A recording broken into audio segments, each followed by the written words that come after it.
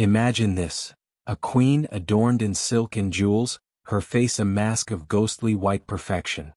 But beneath that flawless veneer, her skin is rotting, peeling away in agonizing layers, poisoned by the very cosmetics meant to make her divine.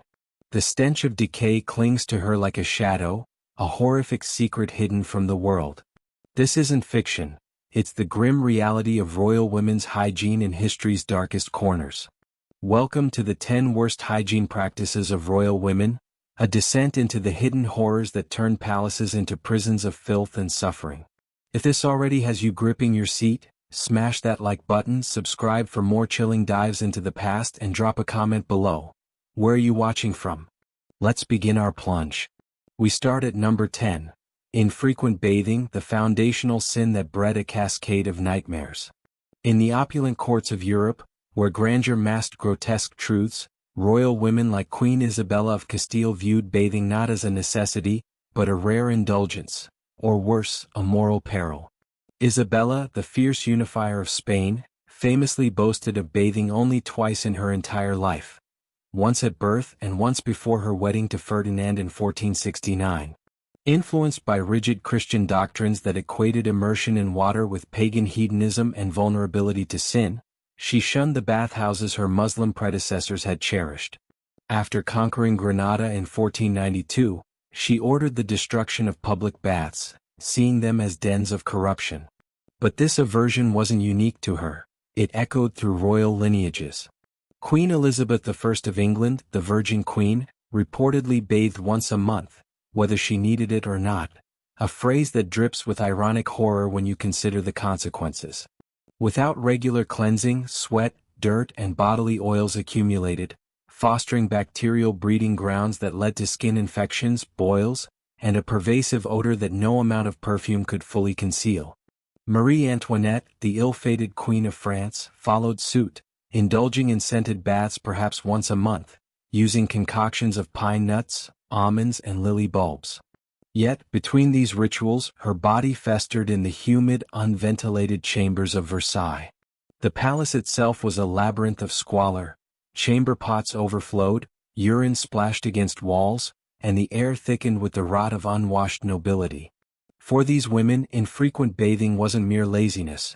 It was a cultural catastrophe, rooted in fears of illness from open pores allowing miasmas, or evil vapors to invade the body. Physicians of the era warned that hot water weakened the heart and invited diseases like the plague, which ravaged Europe repeatedly.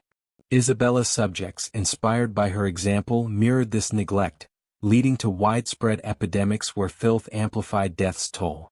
Imagine the queen's skin caked with weeks of grime, cracking under the weight of her crown, each rare bath a fleeting relief in a sea of self-inflicted torment. As we descend further, this practice pales against what follows, but it set the stage for royal bodies to become breeding grounds for horror. The descent continues. As the layers of dirt built up from infrequent bathing, royal women turned to desperate measures to mask their mounting misery, leading us to number 9. Masking odors with overpowering perfumes. In the stifling halls of Versailles, where Marie Antoinette reigned amid a court of thousands, the air wasn't filled with the sweet scent of roses but a choking fog of artificial fragrances battling the reek of unwashed flesh. Without daily cleansing, body odors intensified, sweat mingling with bacterial decay to produce a rancid aroma that could wilt flowers. To combat this, queens drenched themselves in perfumes distilled from musk, ambergris, and civet, animal secretions harvested in cruel ways, deer glands ripped from living creatures, whale vomit scavenged from shores. Marie Antoinette's perfumer crafted bespoke scents, but they only layered over the stench, creating a nauseating cocktail that infiltrated every corner of the palace. Court ladies followed suit, stuffing sachets of lavender and rosemary into their bosoms and undergarments, hoping to absorb the foulness. But the horror deepened when these perfumes failed, as they often did in the humid summers. Accounts from Versailles describe a pervasive royal stink, a mix of body odor, urine, and rotting food, that drove visitors to nausea. One ambassador wrote of holding his breath during audiences, the queen's scent so potent it burned the eyes. This practice wasn't just uncomfortable, it was deadly. Heavy perfumes irritated skin already raw from neglect, causing rashes and infections that festered untreated. In England, Elizabeth I's court employed strewing herbs scattered on floors to combat the smell, but they quickly turned to mush underfoot, breeding mold and attracting vermin. Rats and lice thrived in this environment, spreading diseases like typhus, which claimed countless lives. The emotional toll was profound. Royal women, symbols of divine purity, lived in constant shame, their bodies betraying them despite layers of silk. Isabella of Castile, ever the ascetic, relied on heavy incense during councils, but her infrequent baths meant her presence was as feared for its odor as revered for its power.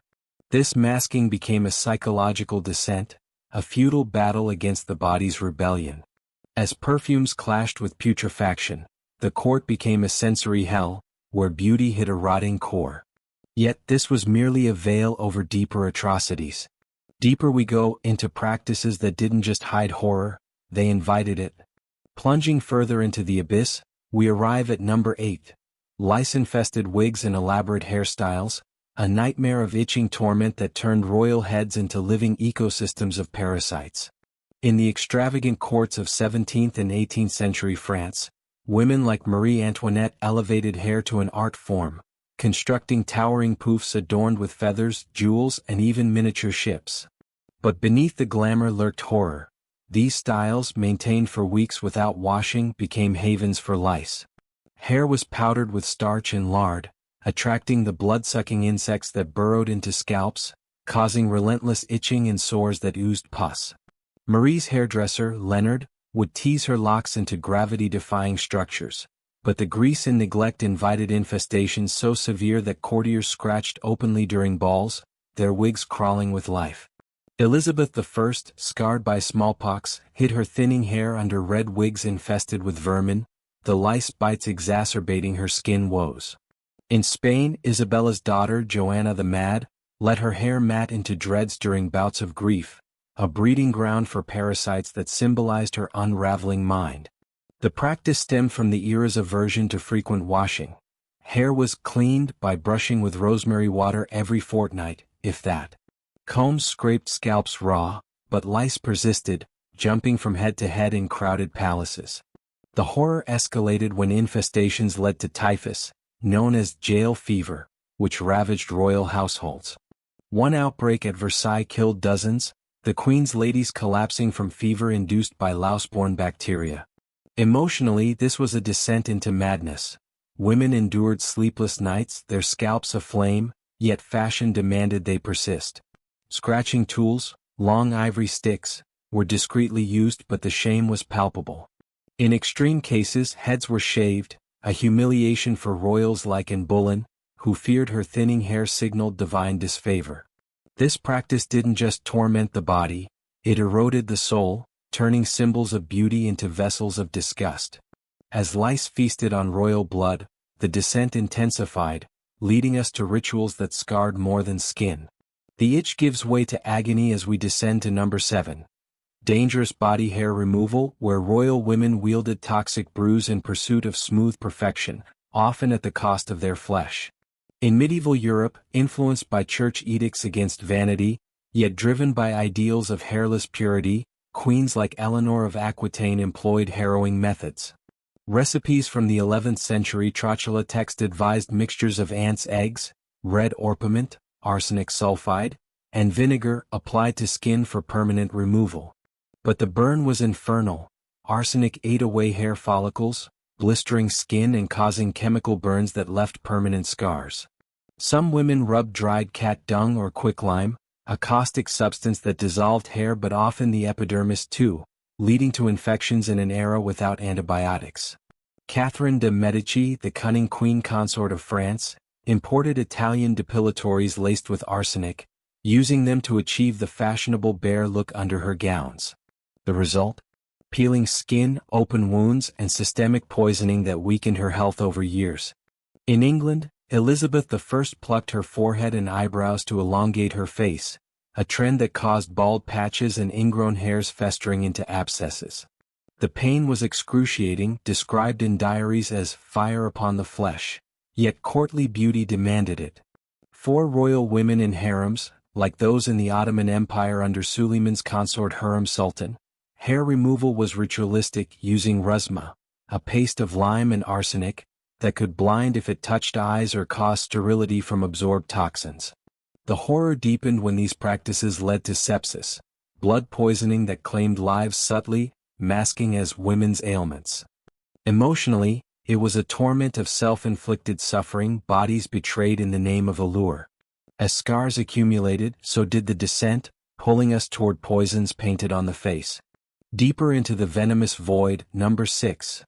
Toxic makeup application, where royal women slathered death upon their skin to chase ethereal beauty.